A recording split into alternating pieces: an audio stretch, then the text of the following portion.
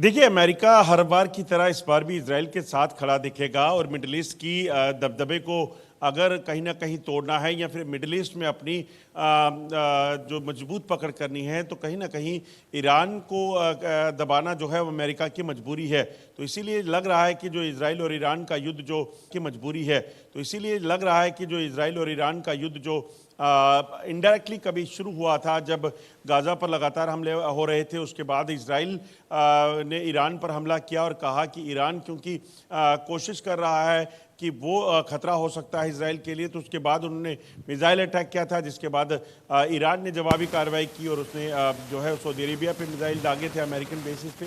तो ये लगातार चल रहा था, मगर अब इजराइल और ईरान का अगर डायरेक्ट कॉन्फ्लिक्ट शुरू होता है तो यकीनन एक बड़ा मिडल ईस्ट के लिए एक चिंता का विषय जो है वो बन सकता है, क्योंकि जिस तरीके के हालात इस वक्त बन रहे हैं, पहले पाकिस्तान और अफगानिस्तान के बीच जो हालात ख़राब थे, उसके बाद अब जो लगातार पाकिस्तान और भारत के बीच में हुआ और अब इजराइल और ईरान के बीच में होती है, तो रशिया पहले से जो है युद्ध मोड पे है।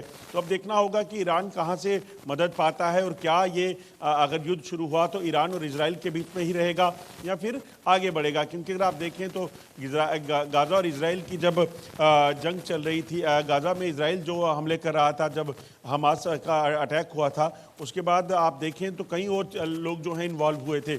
ऐसे में इजराइल ईरान की जंग अगर शुरू होती है तो यकीनन इस चीज़ की आशंका बनी रहती है कि ये आगे बाकी कंट्रीज़ भी इसमें इन्वॉल्व हो सकती हैं। और बिल्कुल, और देखिए कहीं ना कहीं ये अपने आप में देखना होगा कि किस तरीके से ये तमाम स्थितियां सामने आती हैं। आप रहिए हमारे साथ अजय। इसी बीच की अहम जानकारी आ रही है, अमेरिका इजराइल को ईरान की बड़ी चेतावनी सामने आई है। ईरानी राष्ट्रपति पेजेश्कियान की वार्निंग जो है वो सामने आई है, हमला हुआ तो करारा जवाब देंगे। पेजेश्कियान ने ये कहा है कि जून में हुए हमलों से हम ज्यादा मजबूत हैं। तो अब जो बातें हैं वो कही गई है और कहीं ना कहीं जो बड़े दावे हैं ईरानी राष्ट्रपति की वो भी सामने है अमेरिका और इजराइल को। और अजय, जो सीधे सीधे जो ईरानी राष्ट्रपति हैं उन्होंने ना सिर्फ इजराइल को बल्कि अमेरिका को भी धमकी दे दी है। देखिए, बिल्कुल ईरान जानता है कि इजराइल के साथ अगर युद्ध हुआ तो फिर अमेरिका इसमें शामिल होगा ही होगा, पहले भी ऐसा हो चुका है। तो ऐसे में कहीं ना कहीं ईरान जो है वो सीधे तौर पर धमकी दे रहा है कि अगर युद्ध हुआ, अगर हमले की कोशिश हुई या फिर अगर कॉन्फ्लिक्ट बढ़ा और अमेरिका उसमें शामिल हुआ तो उसमें वो जवाब देने के लिए तैयार है, क्योंकि ईरान जो है वो पहले से ज़्यादा मजबूत है। इसमें कोई शक नहीं कि ईरान ने भी कई ऐसे लॉन्ग रेंज मिसाइल वेपन जो है वो तैयार किए हैं जो भारी नुकसान जो है वो कर सकते हैं। मगर क्या ईरान अगर युद्ध होता है और इजराइल और अमेरिका का सामना कर पाएगा, अमेरिका किस तरीके से इसे देखेगा? क्योंकि अभी तक तो ट्रंप युद्ध रुकवाने के लेकर अपने दावे करते रहे हैं कि वो युद्ध को रुकवाएंगे या दुनिया में शांति का प्रतीक बन रहे हैं। मगर क्या इस मौके पर जब आज परिस्थितियां बन रही हैं ईरान और इजराइल के बीच में युद्ध की, तो अमेरिका का रुख क्या रहेगा? वो इस युद्ध को रुकवाने की कोशिश करेगा या अमेरिका भी ईरान के खिलाफ जो है वो हमला करेगा? हालांकि ये देखना होगा कि अगर अमेरिका भी इसमें शामिल होता है तो फिर मिडल ईस्ट में जो बेसिस हैं अमेरिका के, चाहे वो पाकिस्तान में क्यों ना हो, उनका क्या रुख रहता है। बिल्कुल, और कहीं ना कहीं लगातार इस पूरे मामले पर देखिए जो दावे हैं वो किए जा रहे हैं अजय। और इसी बीच हम अपने दर्शकों को बता दें कि ईरान के राष्ट्रपति का दावा सामने आया है, अमेरिका से फुल स्केल वॉर में है ईरान।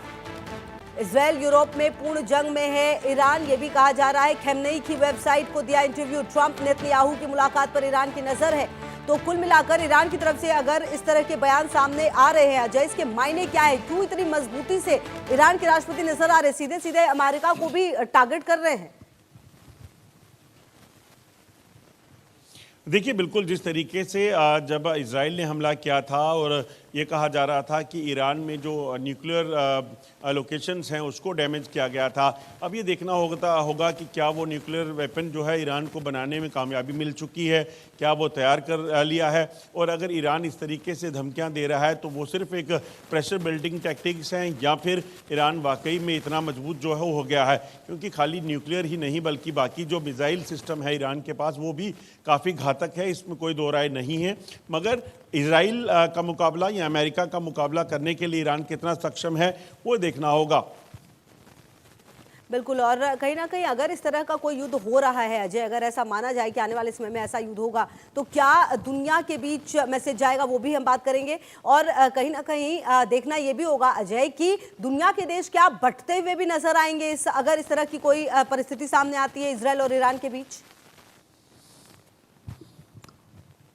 देखिए, बिल्कुल अगर आप देखें तो इस वक्त अगर इस तरह की सिचुएशन बनती है तो मिडल ईस्ट के जो देश हैं वो किस ओर रुख करते हैं, और ख़ासतौर पे वो इस्लामिक कंट्रीज़ जो हैं उनका रुख क्या होता है, ये देखना होगा। इजराइल और हमास का युद्ध जो हुआ उसके बाद अब वो शांत हुआ। ईरान इसमें पूरी तरीके से अमेरिका जो है वो सपोर्ट में खड़ा था। रशिया यूक्रेन का जो युद्ध चल रहा है उसमें अमेरिका नाटो कंट्रीज़ के सहयोग में लगातार खड़ा है। मगर अगर ईरान पर हमला होता है इजराइल की तरफ से और अमेरिका की तरफ से, तो फिर उन कंट्रीज़ जो कि लगातार अमेरिका के सपोर्ट से वो कायम थी, वो कहाँ स्टैंड करती हैं, और फिर ईरान के साथ कौन जाता है, इस्लामिक कंट्रीज क्या करती हैं। ठीक है अजय, आप रहिए हमारे साथ। इसी बीच एक बेहद तरीके से ये हुआ है। अहम जानकारी दे दर्शकों को।